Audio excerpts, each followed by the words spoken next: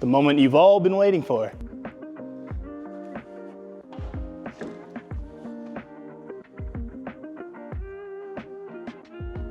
What's up, guys? Welcome back to the channel. Today we are going to be working on Mr. Subaru behind me and something I've been wanting to do for a long time on this car, coilovers. Now the coilover itself actually is, lo and behold, a max speeding rod.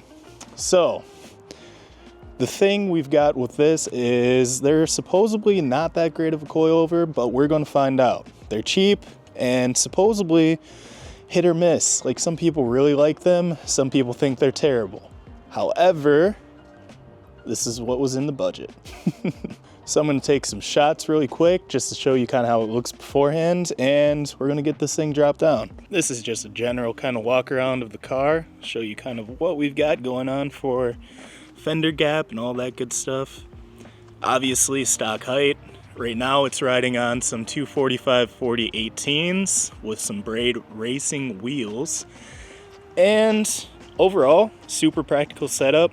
Obviously right now the winter set's still on because I'm lazy and I just need to buy some new wheels.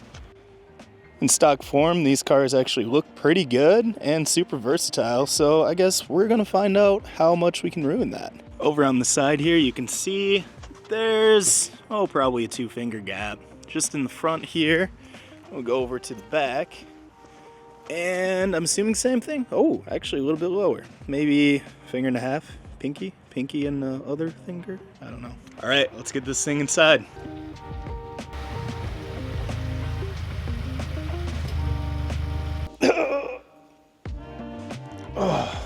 So there is one little thing that I might be worried about, and that is getting it off the hoist afterwards, but right now, sounds like a problem for future me.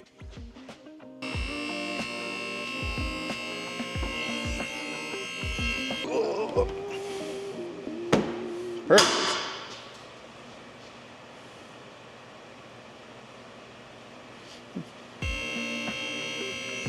All right, let's see what's in the box. Here we go. Obviously, you've got coilovers. So just kind of a general idea of these. These are max speeding rods. They are gold ones.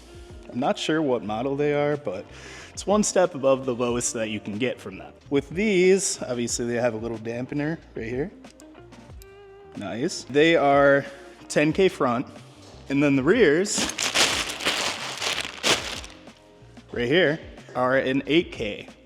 The coilovers themselves actually drop the car 1 to 3 inches, and they have 24 level dampening, front and rear, as you can see. They also give you a couple of spanner wrenches, which is nice, so you can adjust it. Oh, an Allen key. Some sort of booklet about us, history of them, if you want to know about that.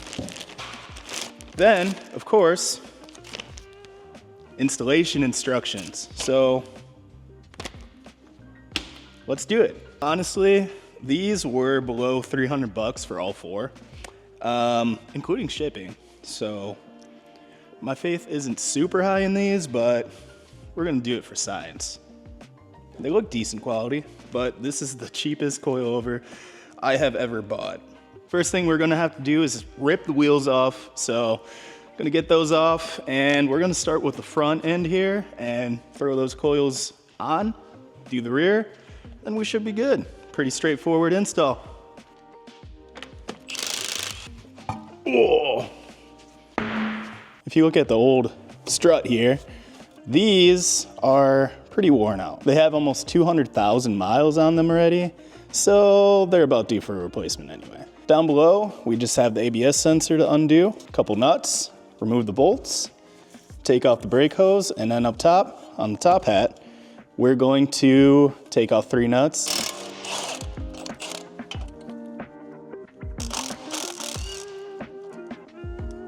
And we're just gonna take these bolts and give them a couple love taps, knock them right out.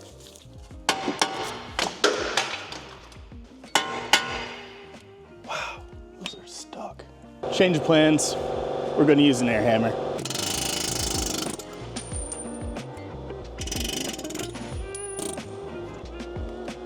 Bottom's all undone, knuckles loose, struts loose. We have our cables and brake hoses undone. Now, 3 nuts up top, and we'll pull it right out.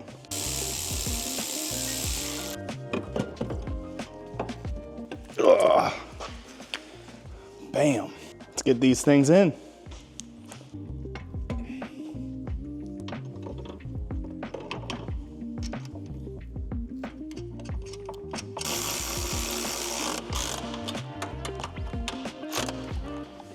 Click. Now back to the bottom. Got a jack underneath to lift this up so we can line up the bolts now. Perfect.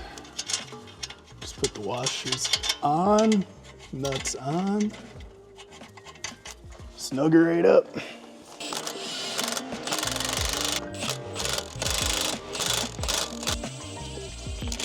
Back here, you can see they kind of got this bracket. You just adjust it however you feel necessary, I guess. Whoa, that's not right.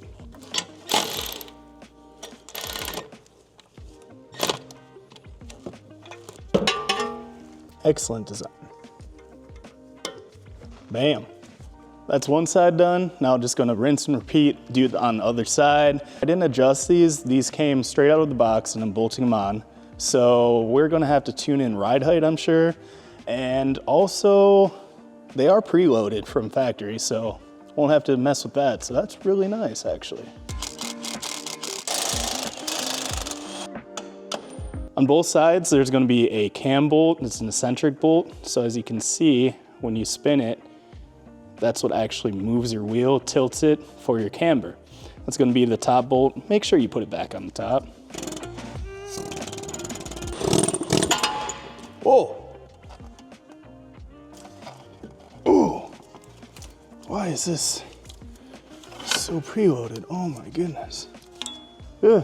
Almost took out the CV axle boot right there. Thing sprung right up. It's fine though, I think.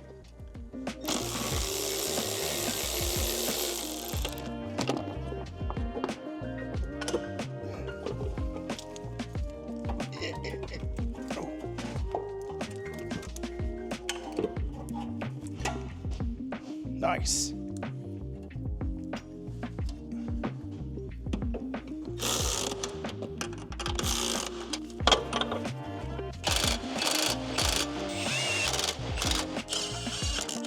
Both fronts are done. Pretty easy. It's been about 45 minutes and they're good. Don't mind the brakes. I know they need to be painted and redone, but in back, looks like we have one nut down below with a bolt. Just punch that out. And then up above, I'm going to actually access the top 2 bolts through the trunk.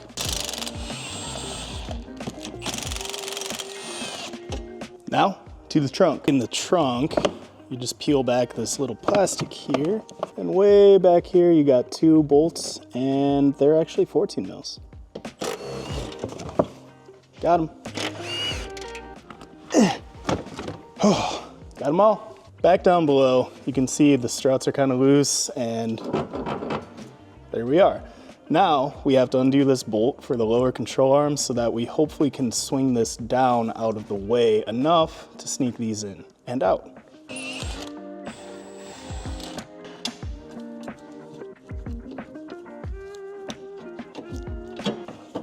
Sneak right out of there. Oh, there we go. Nice. Now just need to sneak in new coilover on each side, and this should go a little bit easier since they're a bit shorter.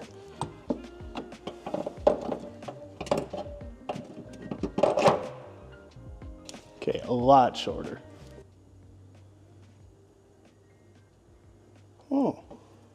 Upon install, notice there's a little bit of an issue.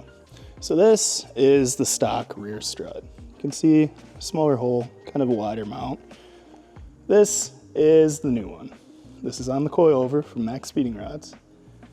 A little bit of a difference here.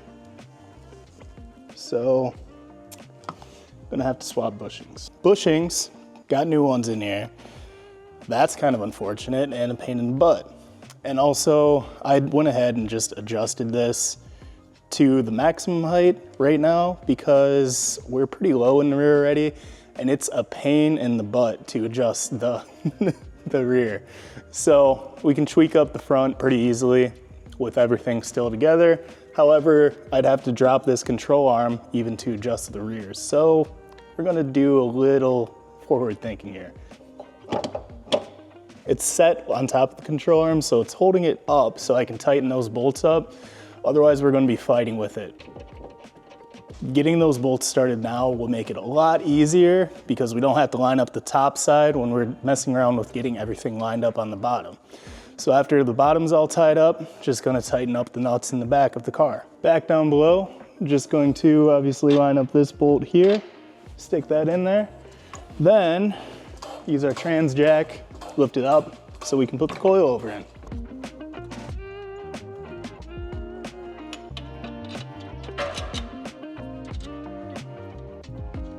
Now everything's kind of loaded up, so we can go ahead and tighten everything down.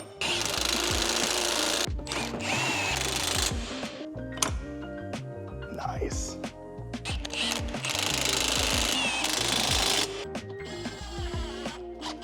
Next, take your spanners again and double check everything, make sure they're snug. As you can see, it's a little bit loose.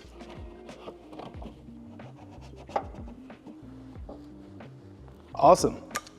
Rears are just about done. Just have to go into the trunk and tighten up those nuts that we started earlier. That wraps up the install. Just have to put on the wheels and then we can adjust ride height as soon as we get it on the ground. The moment you've all been waiting for.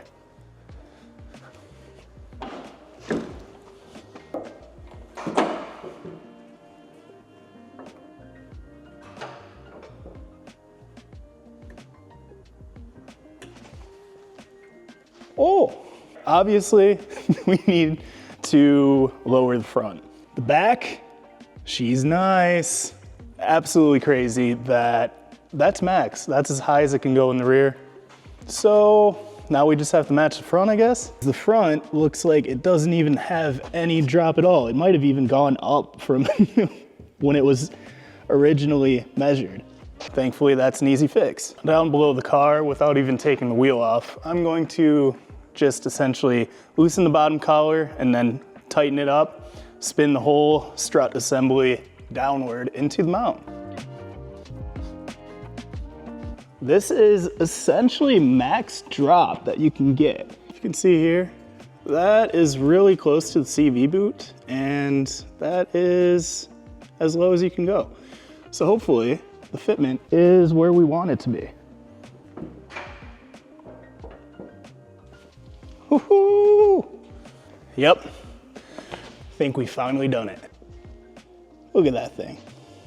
Now this thing is low now. So hopefully there's not like any crazy things hitting like CV axles because it's all-wheel drive, but I think we'll be fine. So we'll get this thing outside after we get the wheels torqued and show you guys how it looks out in the open.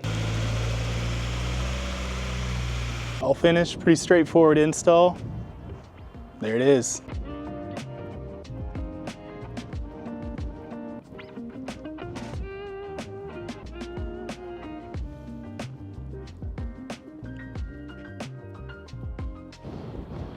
As you can see, this thing's a whole lot lower. It looks so good compared to what it used to be. It's tucking a little bit in the rear. And then up front, that's as low as we could go, so it's tucking a little bit up front too. Now it's not a crazy like Stance Guy build or anything like that, but once it gets some new wheels, it will look phenomenal. I'm really excited for it. Even underneath the car, still has clearance, a little bit. Yeah.